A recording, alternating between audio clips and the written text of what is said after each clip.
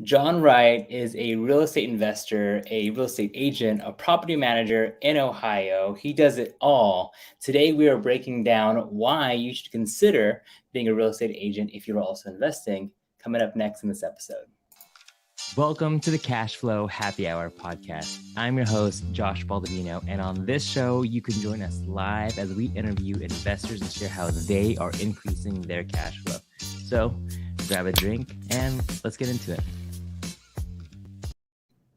John, thank you for coming onto the show. How are you doing today? Hey, thanks for having me. Great, man. I'm great. I'm excited for this conversation. So you're in Cincinnati. How's the weather out there right now? So right now it's weird. We're in between seasons, so we get like up and down. You got to be ready for anything. Today was a little colder, but it's supposed to be mid 80s next week, so everyone's looking forward to that. It seems like it got cool early here in the fall, so everyone's ready for the warm weather. Oh yeah, I know. I would ask you how the weather is there, but I already know. It's pretty predictable, right?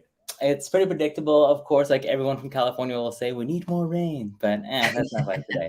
Well, let's just dive right into it, John. Yeah. For our listeners who are here and who may not know who you are, can you give us a quick kind of origin story, how you got into real estate, all that good jazz? Yeah, sure. So I started out actually in real estate through property management. And I kind of stumbled into it a couple years ago. I was working a sales job, and that's pretty much my background, is working a bunch of different sales jobs, different industries. But I was feeling out a couple of different sales jobs. I was actually, the wholesalers will appreciate this. I was selling managed IT services, but just cold calling all day and just trying to get people. And just like 100% commission, calling people every day. That was the job, it was a grind, but you got to adjust. And a friend of mine told me about, hey, there's this property management company that I work for, and you should apply. I think you'd be good at it. So I did, because I was like, dude, the cold calling, it's tough. Mm-hmm. It is tough. It's brutal. I was like, I don't know how long I can do this. So I started actually in property management. I worked for a sales company here locally, who was managing commercial properties for larger retail. So like Kroger's, Walmart's, they were actually managing the shopping centers. So they were like a maintenance vendor essentially. So for these big companies and all over the US. And that's actually how I got started in property management, or more on the commercial side. And then fast forward to today, I've got some residential experience now working with investors. And actually, when I was working with a group of investors here locally, I was managing their apartments, and that's when I got licensed. They were like, "Oh yeah, you should definitely get licensed so we can have MLS access. You have access to the other agents, right? So you have more deal flow." So I was working more on the acquisition side. So it really made sense to get licensed, but I didn't get licensed to buy properties for myself or to invest, which I know a lot of people consider. It was more just, so you went property manager for how many years? 3 years. Yeah. 3 years. And then you got licensed just to help kind of on the acquisition side. It was sort of out of necessity because, when you in Ohio, you have to be licensed with at least a sales license in real estate to manage real estate as a third party. So you, Josh, could manage your own properties, but you couldn't manage somebody else's properties, a third party investor, without being licensed, at least at a sales level, which is like, basic real estate license. You don't need to be a broker. Okay. Well, so it was kind of out of necessity, right? I wasn't thinking like, I'm going to be working with investors and I'm going to be buying properties myself and, working with wholesalers and whatnot. It's not purely out of the job necessity. What's that? It was purely out of the job necessity. It was purely, it wasn't intentional at all. So, but how long did it take you to buy? So you went 3 years as property manager, you got yourself as an agent. Was it then quickly after that you transitioned to thinking, I need to hold some of these myself, or how did that process start? Yeah, it was weird. So I was working as a property manager for the commercial property management company. I always sort of knew I had an interest in real estate, right? Since I was a kid. I have sort of this origin story of, when I was young, I come from a pretty modest background, but my mom had a friend who we call our rich mom because she was like a friend through church, but ironically, she was a very successful real estate agent in Columbus, Ohio, and this is in the mid '90s. And so she was really successful real estate agent. Her husband owned a contracting company. So they were just this, powerhouse team. And I remember we would go and we would spend time at her house because they had this massive house. And, you're in Columbus, Ohio, it's the winter time, and she's got an indoor heated pool right in her house. And you're just like, you remember those things as a kid. You're like, oh yeah, we're going to go run around her 7,000 square foot house. Yeah. That's nice. It's empty. Yeah. It was great. So I always remember, she would talk to me and she would she'd say, oh, you're going to be a real estate agent when you get older. And I remember her working from home and her being able just to be around a lot where, my mom had to work usually at the office, or she was usually not around as much. So I always noticed that. So I always had this interest in real estate. So I knew from her that it was a pretty good deal. It seemed like, at least as a kid, like, she was the rich mom to your. She was the rich mom, right? Rich dad. To my exactly. Yeah. So that was something that, I think I was always in the back of my mind that I had an interest in. And, I took the real estate classes when I was in college and, but, I didn't really know, I wasn't really serious about it. Didn't really do the work to understand and learn about it until later, actually, in this property management job. I met someone he was basically running the finance for this whole shopping center portfolio, they had 55 shopping centers over 6 different states. And he was like 25 years old, 23, 25 years old. Yeah. And he was doing all the finance for them. And so we got to work together on a couple of different budget projects and actually talking to him, he actually had his own real estate portfolio. Right. And he's like, oh yeah, I do this job. It's great, but I'm not going to be doing this for much longer because, I'm buying my own properties. And he's like 20, he's younger than me at the time. And I'm like, oh man, I really need to get on it, So he actually sort of inspired me to start taking it a little bit more serious. Yeah. And, it's funny how things work out. At the same time, a friend of mine who is actually a real estate investor here, he knew about what I did. He knew that I was doing commercial property management. He said, hey, we're getting ready to buy some properties and we're looking for someone to manage our apartments for us. And he's like, I know you do the commercial, you're doing it on a bigger commercial scale, but it's pretty applicable when you're talking about maintenance contracts, construction. It's not leasing and dealing with tenant issues, but very applicable. We're looking to hire someone to work on the acquisition side for our investment group.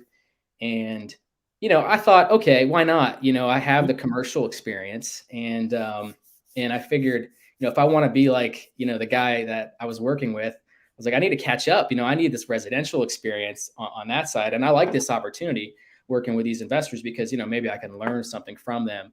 Yeah. And so I took advantage of that opportunity and I started managing the properties that they had. And at the time they only had 24 units. They had these 2 12-unit properties. But what was interesting was over the next 2.5 years, they bought 95 more units. Wow. Yeah. And then and you were the guy that were managing. Yeah. So as they were buying these properties, I would just, I was working on the front end. So I was working with, at the time, another real estate agent who was helping them find the deals. Right. And that's also another, aha moment for me. Cause I was like, man, this guy he has it made. It's one agent and they're buying 7-8 properties in a year, essentially. And he's getting a piece of every single one of those deals. I wasn't sure at the time, how much work he was doing or what value specialty he was bringing to that. I just knew, I'm like, this has got to be a good deal for him. Right. I'm like, he's got it figured out. And so I was working with him on the front end as a property manager, right? You want to make sure that you're doing the due diligence. You're looking at the neighborhood. You're doing, you're running rent comps and you're looking at all the sales comps and so on the acquisition side, before we would actually put a property under contract, we knew what neighborhoods we were targeting in which areas. Okay. And so And I was was this in working on that. Cincinnati or in Columbus? This is in Cincinnati. Sorry. So I Okay. grew So up in it sounds like, Columbus. Yeah. can I rope you back in a little bit? So it Yeah. sounds like you had a tremendous property management experience, right? Which you got to meet a lot of different investors. You had to become a real estate agent just by sheer necessity of the job. Um, and so how long were you in that role before you're like, okay, I'm buying my first one? Like, how long did that take? So I actually had my own, I had my first property throughout this whole process. Oh, okay. Wait, how? Why? Yeah. So funny story. So in 2008, 2009, I had graduated from college, and me and my wife, who was my wife at the time, she's my girlfriend at the time, we were looking to rent somewhere in Cincinnati, and so we found an awesome place on a hill downtown, Mm-hmm. and so we rented it, and the guy who, when we met him originally, he was like, well, I would like to sell it. That's really what I'd like to do. But because the market, it's 2009, Mm-hmm. I can't sell it. So I have to rent it out of necessity. So he didn't really want to be a landlord, Mm-hmm. which I thought was interesting, and it becomes relevant later because I ended up buying the condo from him. But so we rented it Mm-hmm. actually for a couple years. And then, we house hacked because we ended up buying You it. ended up doing like a lease to own, but not a Yeah. real lease to own. Well, we ended up just buying it from him. So like a couple years later, we were thinking about moving again, and we were like, well, what do we want to do? And he was like, hey, well, I'll sell you guys this property. We could just, give me an offer. Right. Mm-hmm. And I was not in real estate at the time, and we had no idea what we were doing, but we ended up buying it from him. Okay. And so we had our first rental property, and we were house hacking it essentially. So that's my and then house. you were subleasing the rooms. I don't know how many, to just other roommates, basically. What's that? And so then you were doing rent by the room to some of the other tenants. No, we were just living there. We were just house hacking it. So Okay. we bought it. It's a 2-bedroom condo, and we still own it. So we turned it into a rental later on. Yeah. Yeah. So Okay. we weren't doing the rent by room strategy. Gotcha. Okay. And then when did you, I guess right now, what do you really focus on in terms of what percentage of your day is an agent? What percent of your day is a property manager, or whatever else do you have going on? Got a lot going on. A lot of balls in the air.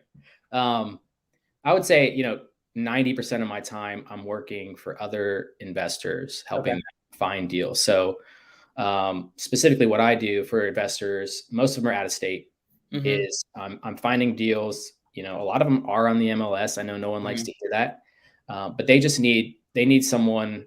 They're not as obvious, so they need someone to work them, right? Yeah. So I'm usually looking. I have a couple different lead sources, some off market referrals, but a lot of them are on the MLS or on Zillow, and I'm just working them, and then I'm the good ones I'm sending to my buyers, my list of buyers.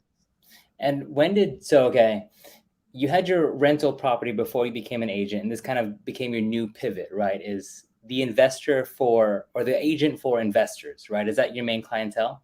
Yeah. Yep. I just work 100% with investors right now, no residential. And is that by choice? Why? Yeah. So good question. So I think when I was working with, I started working with this investor group to manage their properties. Let's backtrack a little bit. Sorry, we're bouncing around here. But I was working with these investors, and I figured, it would give me good experience, not only on the management side, but I would get to learn from these pretty high net worth guys, right? So these were 3 guys that own their own business. They have government contracts, very successful business. And they were looking to buy real estate to diversify, right? Like a lot of investors do. I think the majority of investors do it that way. They make a lot of money with their business, and then they buy real estate. So contrary to probably what you hear on Instagram, not everyone's getting rich from real estate and then buying businesses and whatnot. Not that it's not impossible, but so I was like, oh yeah, I'm gonna learn from them and learn how they're buying, bigger properties, more properties. How are they doing the financing? And I realized that they weren't super sophisticated investors, but they were high net worth guys, which just means they're on a different tier, than most investors, and most investors that are smaller and they're trying to get their feet wet. So it was interesting to learn kind of how high net worth individuals buy real estate and their banking relationships and how they basically get it all done. So was it just your experience with them that just said, hey, I only want to work with this type of clientele versus I don't want those first-time home buyers looking for the emotional sell. Can I raise my Yeah. kids here? Do I like the schools? I think this is a little too noisy for me. Yeah, I don't love the architecture, the curb appeal. No. So yeah, I think when I got licensed originally, I figured, okay, well, I'm managing this portfolio, but I could also sell some houses on the side, make some extra coin. And I quickly realized that the investors was sort of this niche that no one was catering to. So I'm like, oh, there's an opportunity here. Because for the guys that I was working with, they're 3 high net worth guys, but they weren't, like I said, they weren't sophisticated investors. They didn't have systems, processes. They weren't buying all the time. They had just started buying properties. They had money though. So the banking relationship was there. The banks were, the lenders were all about it. And a lot of times the lenders were the ones really pushing things through. So that was interesting to see when you're on that level, that how different it can be. But so for me, I was working with first-time buyers and I was working with some house hackers. And that's when I realized, well, the big guys, the high net worth guys, they don't really need as much help. Like, let's be honest, everybody wants to work with them, right? Banks want to work with them, right? They don't want to take calls from Josh trying to buy a $90,000 house in Ohio, right? They want the guy who's buying a $1 million, $5 million property, and they're buying multiple properties a year. Like, that's what the lenders want to work with. So I quickly realized that the bigger guys really don't need help. The opportunity is with working with smaller investors because nobody's helping them. And there's definitely not agents helping them, especially in my market at the time. So I realized, when I got licensed, the broker that I was working for when I first got licensed, they were trying to push me into doing, luxury real estate, which is how they make a lot of money. Luxury residential, right? Yeah. And I'm like, I'm interested in investing. Like, do we work with investors? And they're like, no, we don't really do that.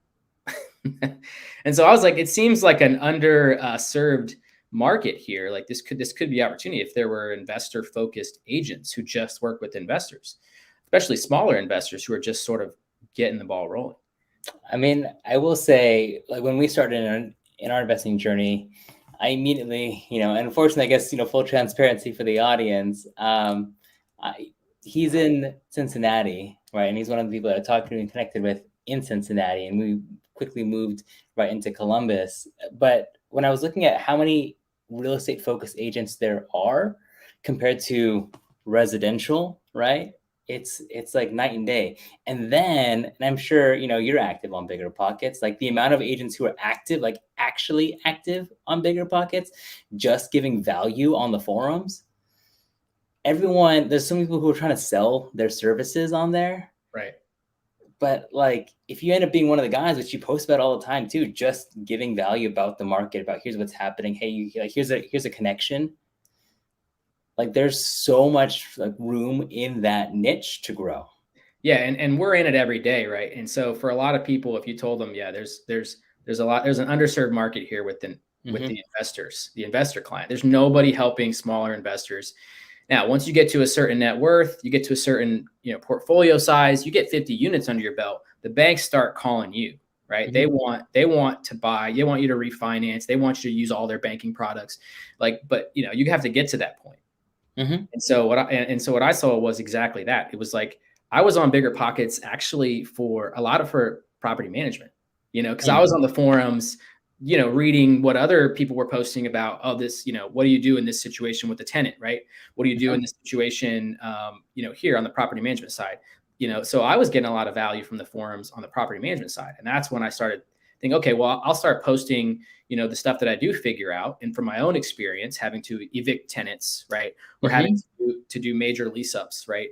Like, how did we end up doing, there was one pretty interesting, when we were looking at one of the neighborhoods, for me, I thought it was pretty obvious, but for the investors, they weren't sold on this particular neighborhood. So what we did is we did sort of our own case study. So we actually created a fake listing for an apartment in honest, you know how Zillow doesn't allow, you don't have to put the address. So we just put it like on the same street.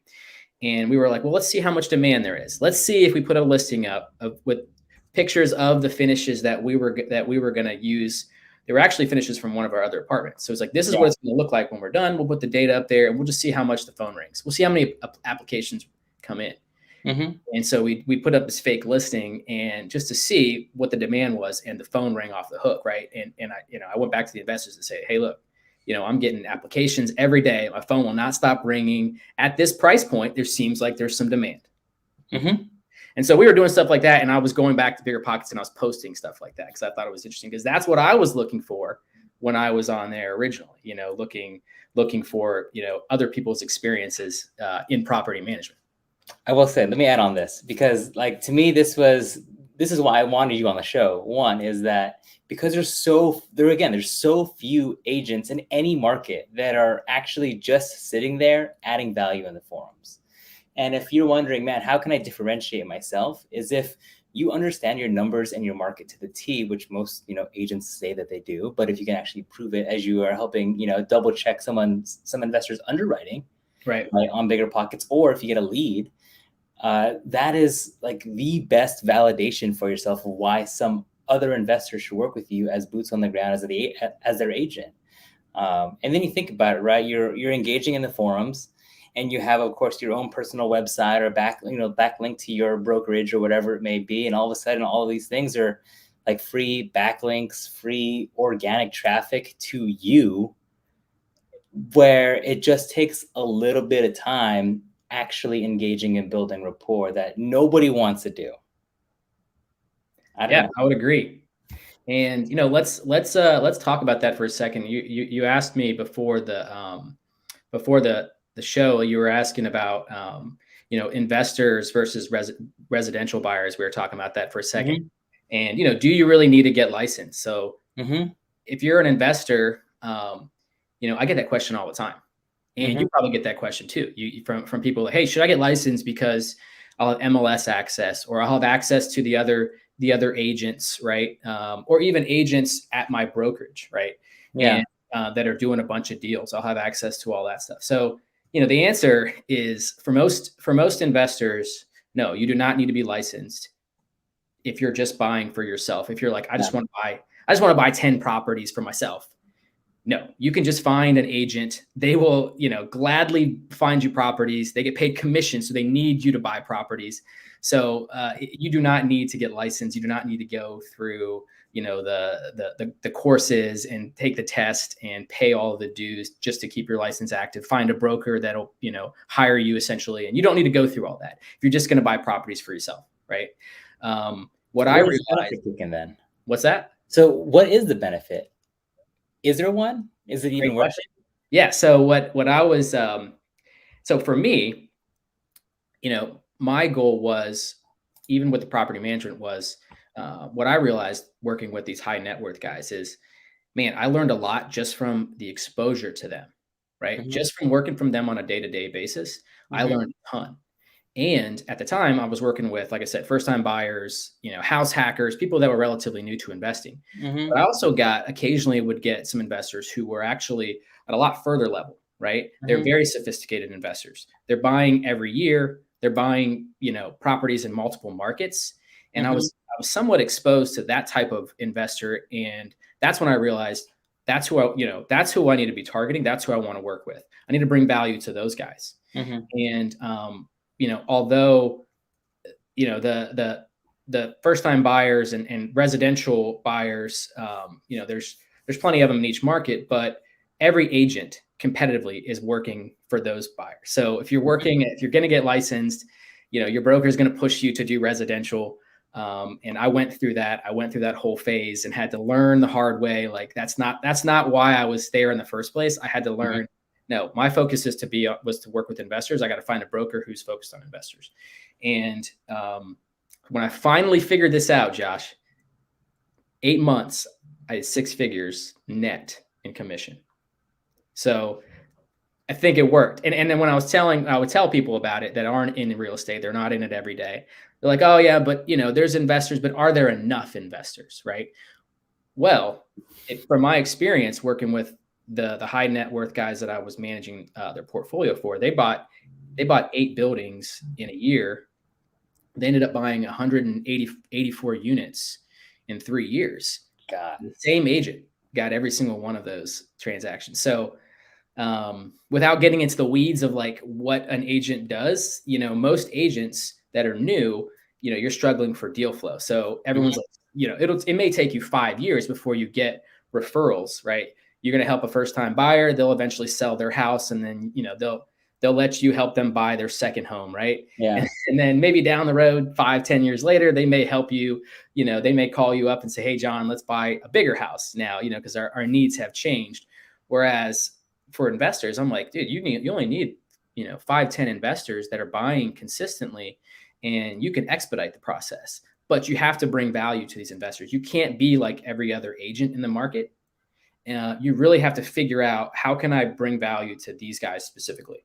Yeah, no, that's so true. I mean, like, for example, for myself, I remember when we were starting out last year, trying to buy our first one, and, going through kind of just the ringer of phone calls, like interviewing agents. Yep. You can definitely tell who you want to lean towards to, who could add some value, and then at the end of the day, like, who also you could just talk to.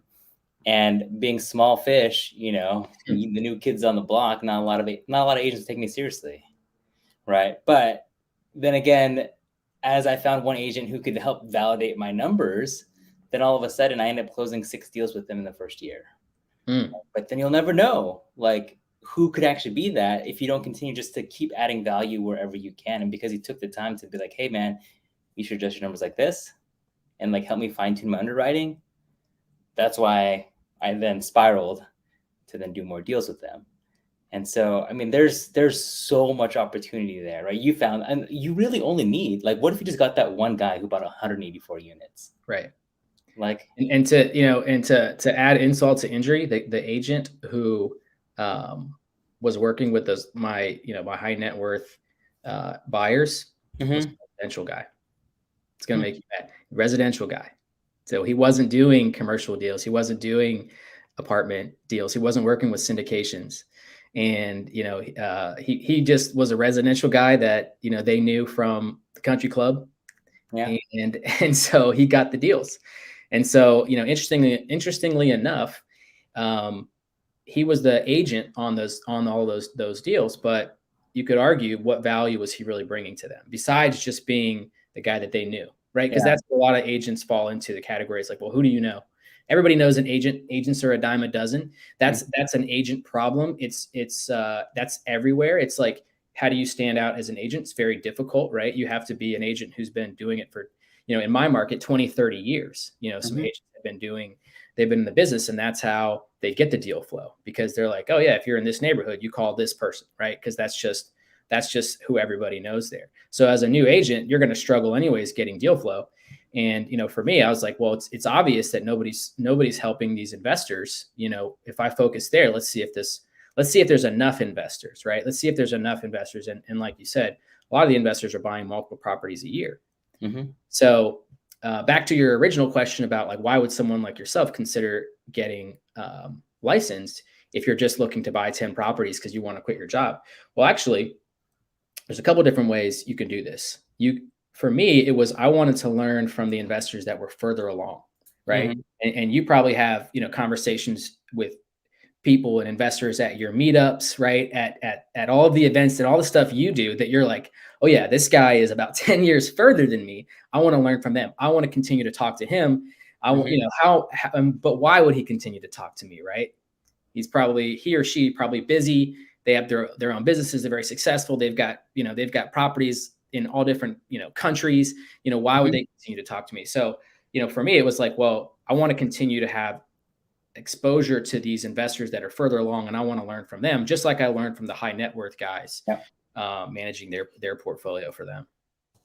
Oh, totally.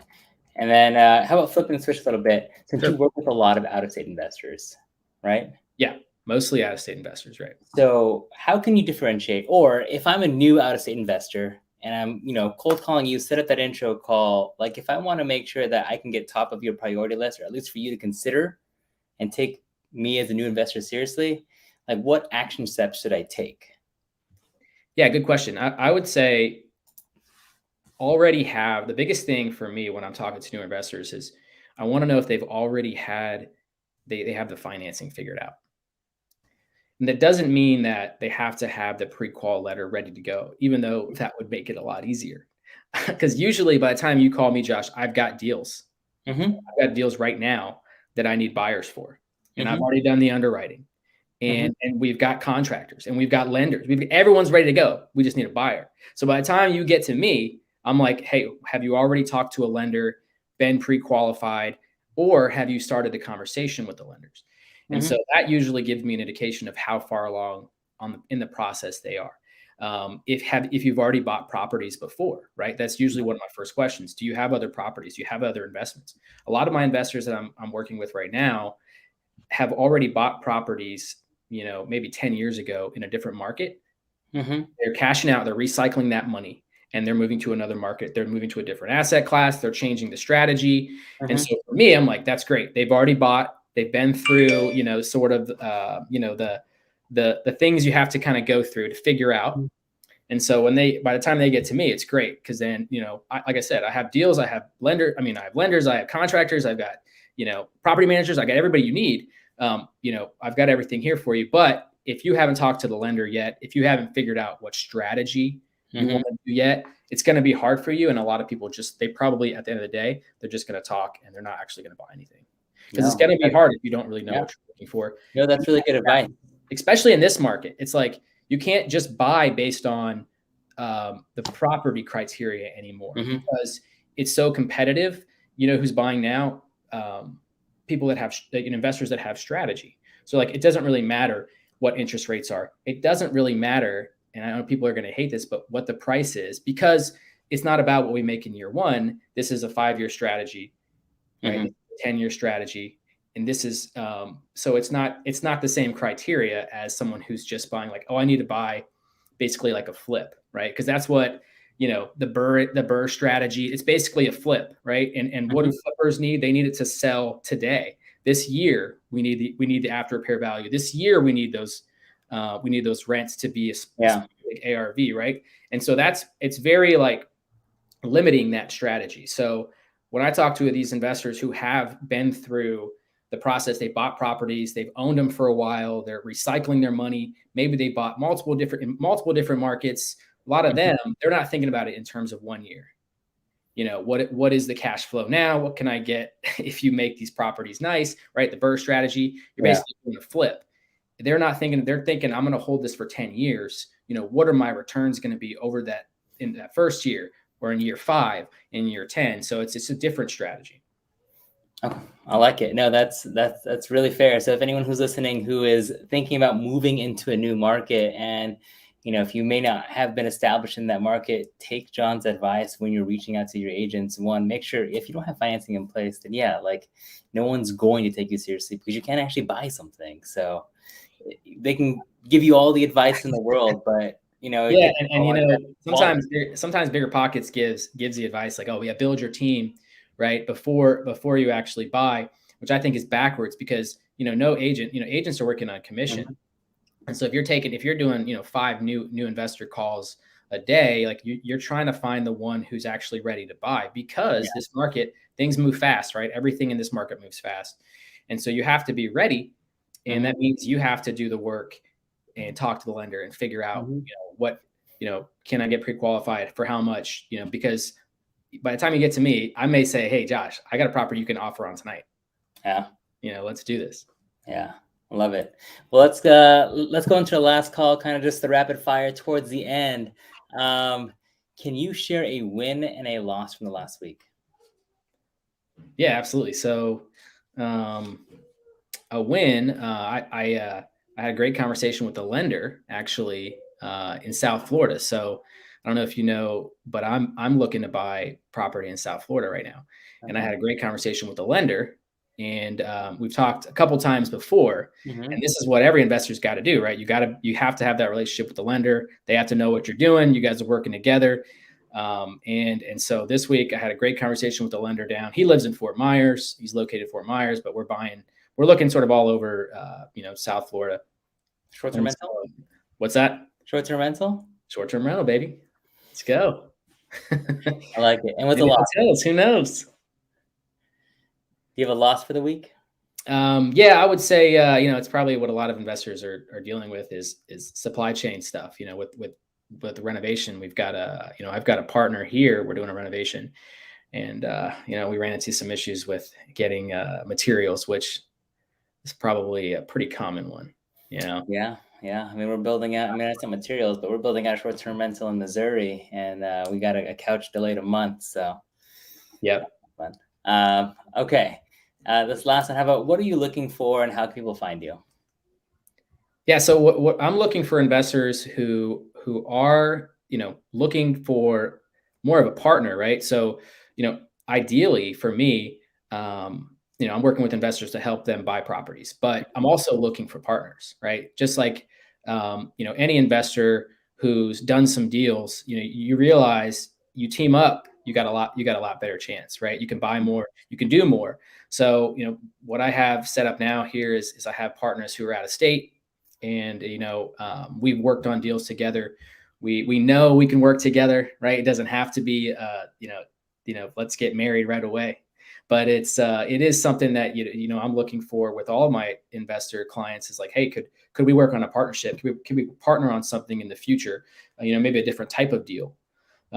So, of course, if you're buying property in Cincinnati, if you're buying property in Columbus, I've got resources for you. We can always, I can send you my list of contractors and whatnot. And, we can talk about markets and neighborhoods and strategy all day long.